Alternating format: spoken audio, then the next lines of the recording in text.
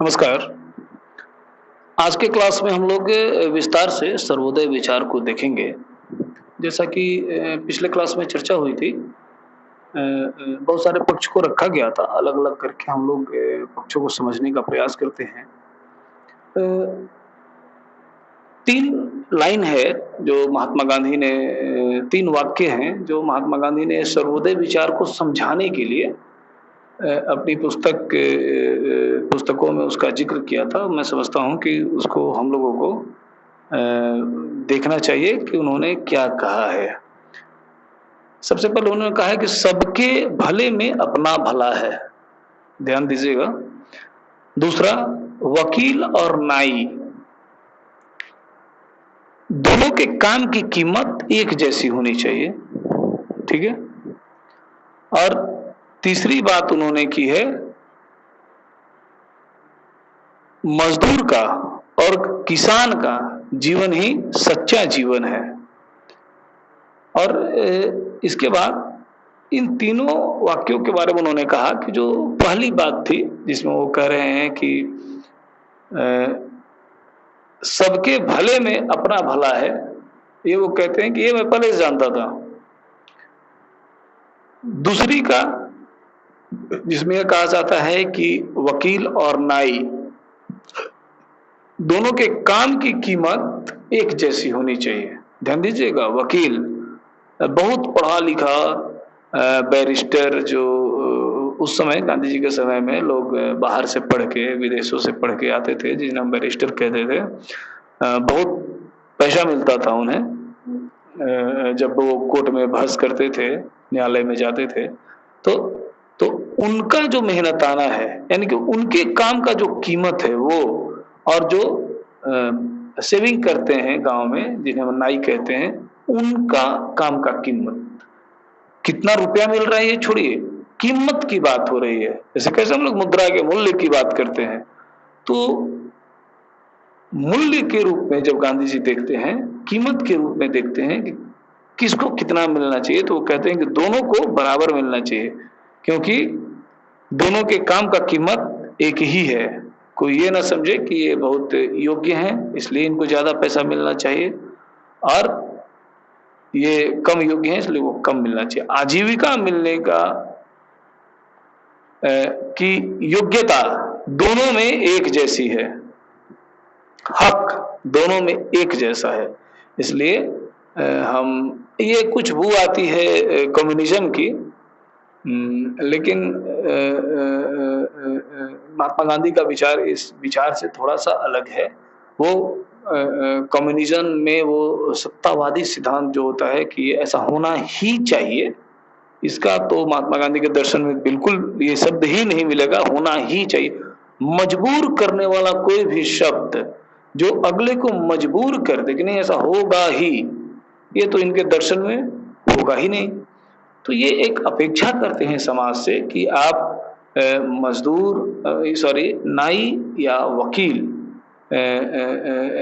के काम की कीमत आप बराबर लगाइए। मीन्स कि आप भले ही वकील हों, आप बहुत महत्वपूर्ण काम कर रहे हैं, बहुत अच्छा काम कर रहे हैं, और नाई अच्छा काम नहीं कर रहा है, क्योंकि वो सेविंग का एक साधारण काम का, अगर आप ऐसा समझते हैं तो इस भावना का विरोध है वहां पे कि ऐसा नहीं होना चाहिए। दोनों के काम की कीमत एक जैसी होनी चाहिए, क्योंकि आजीविका का हक दोनों का एक तरह का है। और तीसरी बात गांधी जी इसमें बहुत महत्वपूर्ण बात वो कहते हैं कि पहली बात मैं जानता था, दूसरी बात का मुझे आभास हुआ करता था, पर तीसरी जो बात है कि मजदूर और किसान का जीवन ही सच्चा जीवन है, ये वो कहते हैं कि यह सर्वोदय के विचार से, जैसे सूर्य का प्रकाश जैसे आता है, रोशनी आती है, वैसे ये चीज समझ में आई उन्हें कि किसान और मजदूर का जीवन ही सच्चा जीवन है। यह ध्यान देने वाली बात है। जबकि आज के समाज में हम लोग तो यही देखते हैं कि किसान और मजदूर, सबसे बुरी स्थिति किसकी है? किसान की और मजदूर की। बहुत सारे राज्यों में किसानों की अच्छी स्थिति है, कुछ ही राज्यों में, लेकिन बहुत सारे राज्यों में किसान हो या छोटे स्तर के मजदूर हों, उनकी स्थिति बहुत अच्छी नहीं मानी जाती है और नहीं है। क्यों? ये महात्मा गांधी के विचार को नहीं मानने का दुष्परिणाम है कि आप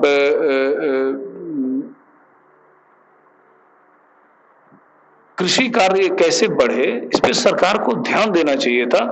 किसानों की संख्या बहुत अधिक है। अगर रोजगार की आप बात करें तो रोजगार में बहुत कम फीसदी लोगों का हिस्सा है।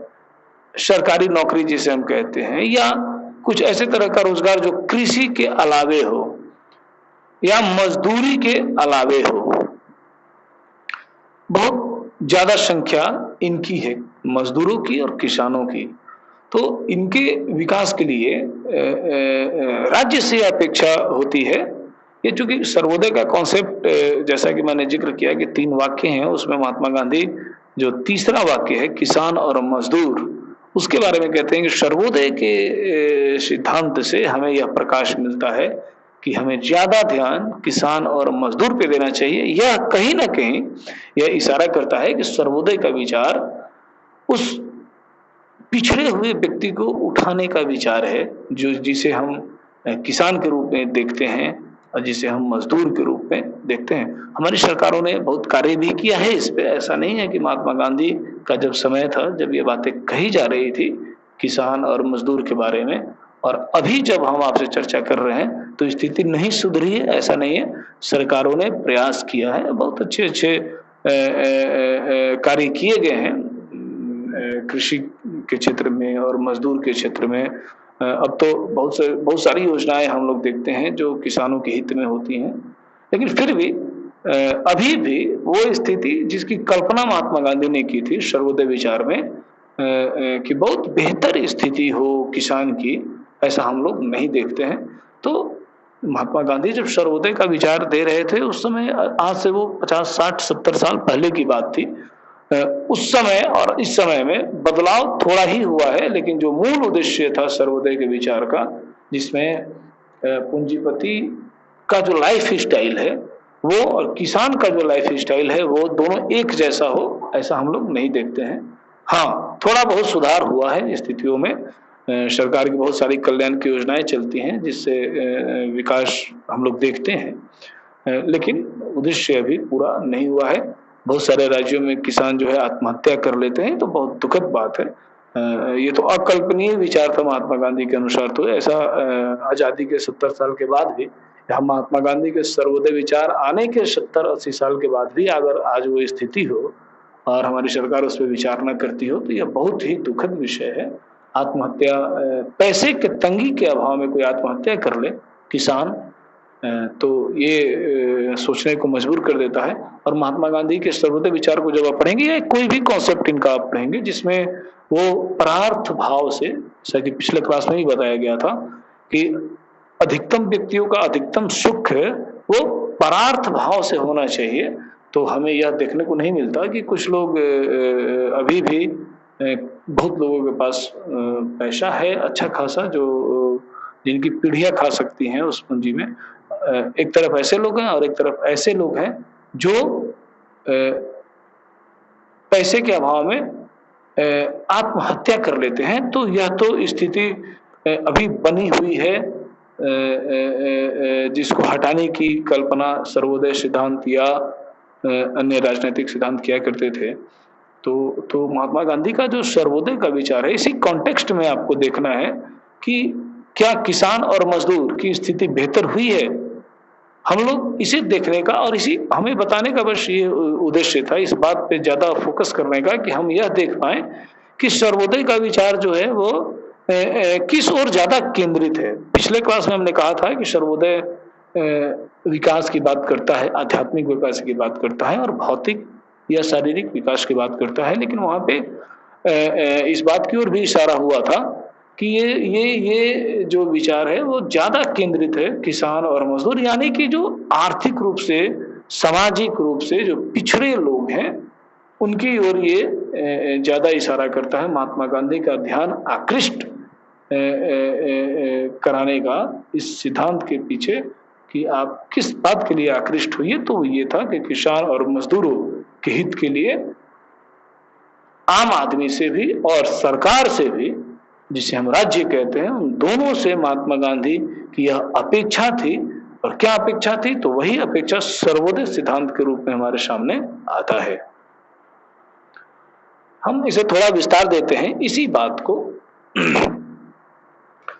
पूंजीवाद, जैसा हम जानते हैं कि पूंजीवाद में कुछ ही व्यक्तियों के पास अधिकांश अर्थ का संकेंद्रण होता है। यानी कि आप यूं मान लें, एक उदाहरण के तौर पे, कि अगर किसी देश में 100 रुपए की संपत्ति है तो 90 रुपये की संपत्ति 5% लोगों के पास है। 100% लोगों में 5% लोगों के पास उस देश का 90% पैसा है। एक उदाहरण, 90%, यानी कि धन का संकेंद्रण है कुछ ही लोगों में, इसे ही हम पूंजीवाद कहते हैं। समाजवाद ठीक इसका विरोधी सिद्धांत है, जो यह कहता है कि धन का भी केंद्रीकरण होना चाहिए। यानी कि अर्थ जो है वो 100% लोगों के पास पैसा होना चाहिए, सारे लोगों के पास पैसा होना चाहिए। किसी 2-4-5% लोगों के पास वो सारा धन केंद्रित नहीं होना चाहिए। धन का भी केंद्रीकरण होना चाहिए, डिसेंट्रलाइज होना चाहिए पैसा, अर्थ। इसी को हम समाजवाद कहते हैं। और जो भी हम राजनीतिक सिद्धांत पढ़ रहे होते हैं, क्यों ना वो राजतंत्र हो, लोकतंत्र हो, साम्यवाद हो, वगैरह वगैरह, तो इन सारे तंत्रों में अगर वो तंत्र समाजवाद का पालन करता है, क्यों ना वो राजतंत्र हो, क्यों ना वो लोकतंत्र हो, क्यों ना वो समाजवाद हो, तो वो राजनीतिक आदर्श जो होता है कि स्थिति, आदर्श स्थिति, उस स्थिति की बात होती है कि धन का विकेंद्रीकरण अगर राजतंत्र में हो तो राजतंत्र बहुत बेहतर सिद्धांत है। उसका राजा ऐसा हो कि वो अपनी संपत्ति अपने पास न रख के बराबर बराबर लोगों में बांट दे, तो उसे ही तो राम राज्य कहते हैं। वही तो दूसरी भाषा में समाजवाद है। लोकतंत्र का भी आदर्श, लोक हमारे यहाँ भी अमेंड किया गया हमारे कॉन्स्टिट्यूशन को, और उसमें यह शब्द समाजवाद शब्द डाला गया। तो समाजवाद शब्द किसी भी राजनैतिक सिद्धांत का एक आदर्श पक्ष होता है, जिसकी ओर इशारा महात्मा गांधी ने अपने सर्वोदय के विचार में किया है। पूंजीवाद का विरोध ही एक तरह से सर्वोदय का सिद्धांत है। कैसे? आज जब हमने चर्चा की कि किसान और मजदूरों की स्थिति बदतर है, तो उसके लिए क्या किस बात पे चर्चा हुई? अगर उनके पास पैसा होता, ठीक है कि वो इथिकल हो, उनके पास उनका भाव शुद्ध हो, ये सब तो एक विकास की बात है, आध्यात्मिक विकास की बात है, वो अलग है। लेकिन अगर कोई भूखे मर रहा हो तो वो नैतिकता और शुद्धता के भाव से मर जाए, तो ऐसे सिद्धांत की बात महात्मा गांधी नहीं करते हैं। वो कहते हैं कि किसान और मजदूरों की स्थिति, आर्थिक स्थिति सुधारनी ज्यादा आवश्यक है। पहले आर्थिक स्थिति को सुधारना चाहिए, क्योंकि वो स्थिति इसलिए हुई है क्योंकि धन का संकेंद्रण कुछ लोगों के पास है, जो नहीं होना चाहिए। फिर अच्छा, एक चीज यहाँ पे महत्वपूर्ण है, धन का संकेंद्रण अगर लोगों के पास है, कुछ लोगों के पास है, 5% या 10%, जो भी मैंने उदाहरण के रूप में कहा, अगर कुछ लोगों के पास है, तो क्या उनका छीन के उनको दे देना चाहिए दूसरे को? महात्मा गांधी तो मजबूर शब्द का कभी प्रयोग ही नहीं करते। हृदय परिवर्तन कराना है, हृदय परिवर्तन कराकर, और ऐसे लोगों से जिनके पास धन बहुत ज्यादा है, उनका धन वितरित कराना होगा। हृदय परिवर्तन यानी कि उनकी इच्छा से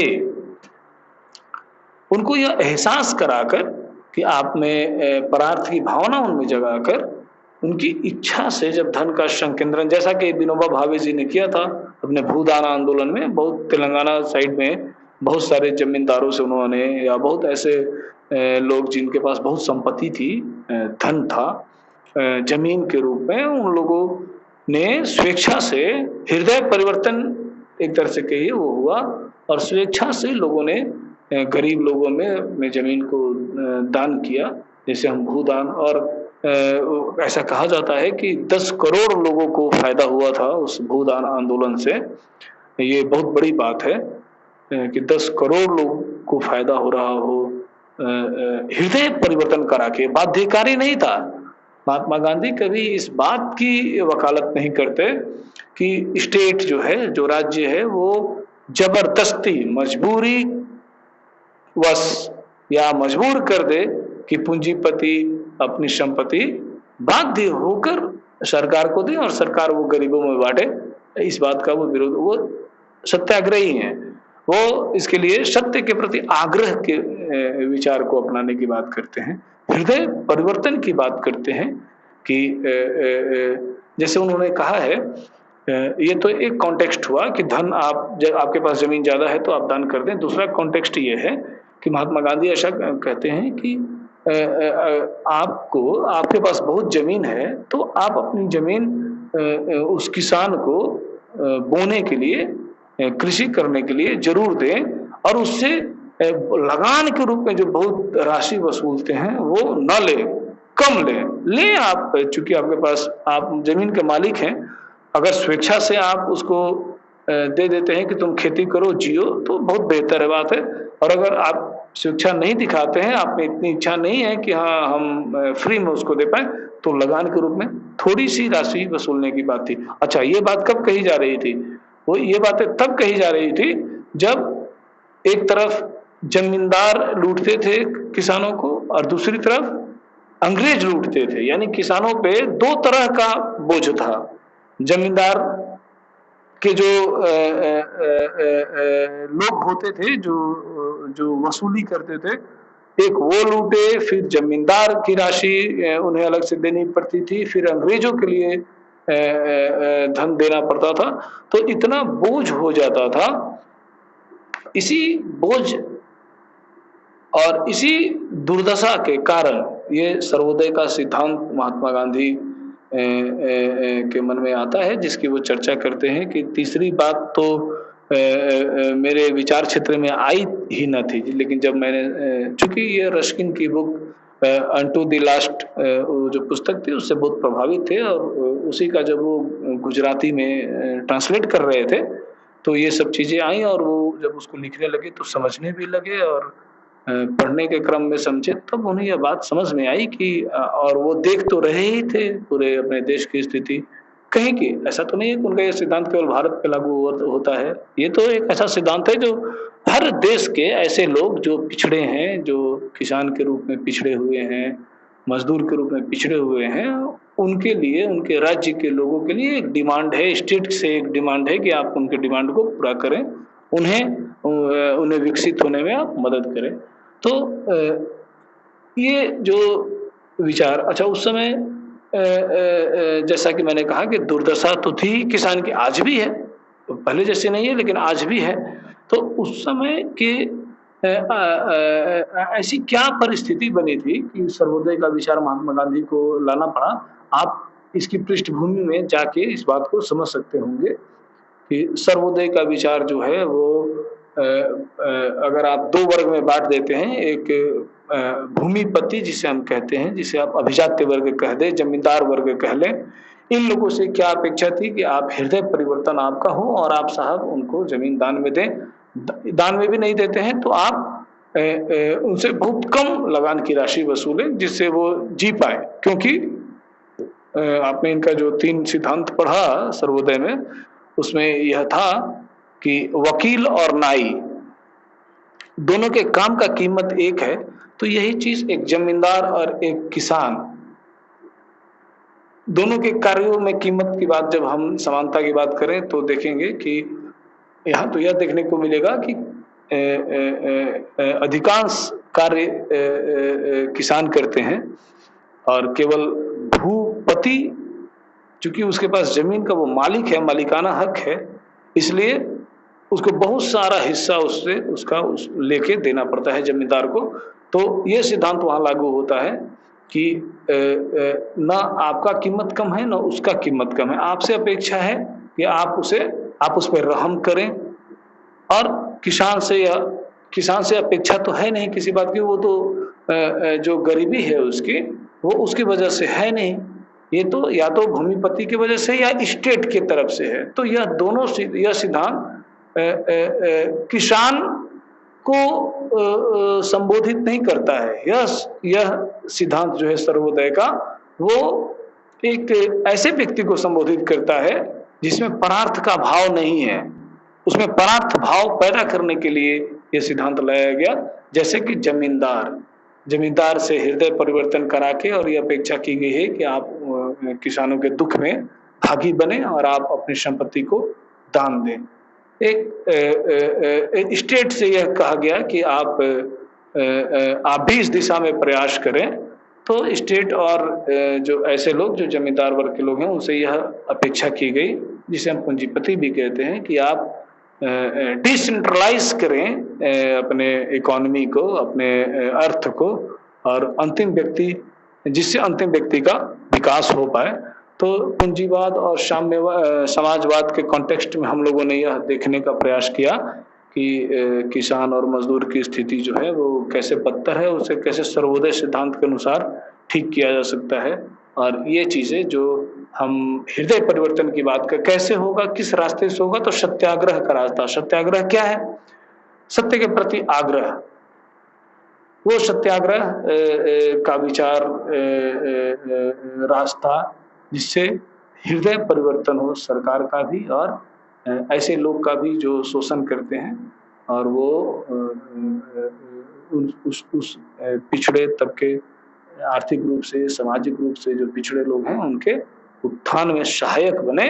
तो सर्वोदय का सिद्धांत हमें इस बात के लिए प्रेरित करता है और ये मैसेज देता है। धन्यवाद।